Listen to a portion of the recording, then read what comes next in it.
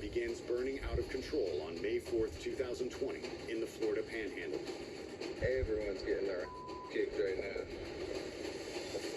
What's bizarre is where the inferno is raging.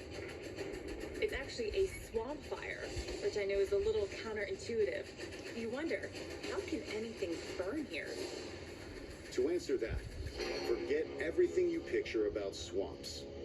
When you think of a swamp, I'm sure you think alligators and you think cypress trees. It's not that kind of swamp. This area has pine trees and water that's deep below the ground. So basically, what you're looking at is an area with deep layer of mud. Mud that's almost like quicksand.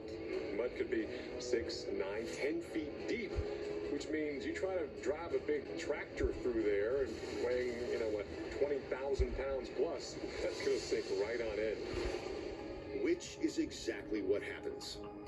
You're going to need bigger equipment to get this big equipment out.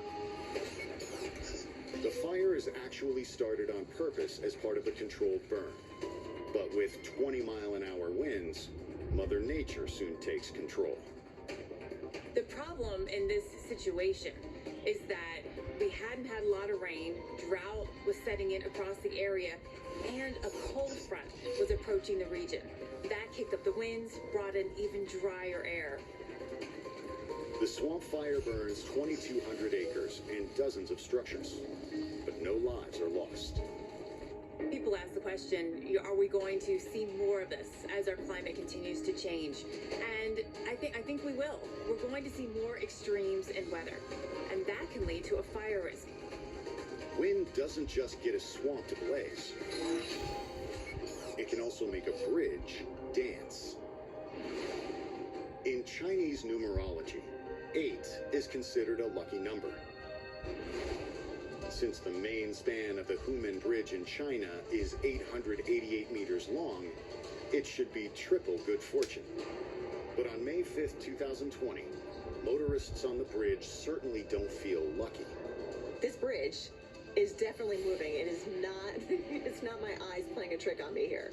That had to be a completely scary feeling to be on this bridge. Is it going to go? We're in typhoon part of the world where these bridges have to be very strong to withstand winds of over 100 miles per hour. This was only 38 miles per hour, so why would this happen? With no immediate answer, officials closed the bridge, and with good reason. There was a terrifying precedent in 1940. In Tacoma, Washington, a suspension bridge actually began to undulate so much from the wind that it collapsed into the channel below. In the case of the bridge in Washington State, they just didn't know enough about engineering at the time, and a lot was learned from that experience when that bridge collapsed.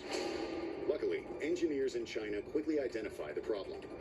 Do you see the orange barriers set up? Those right there?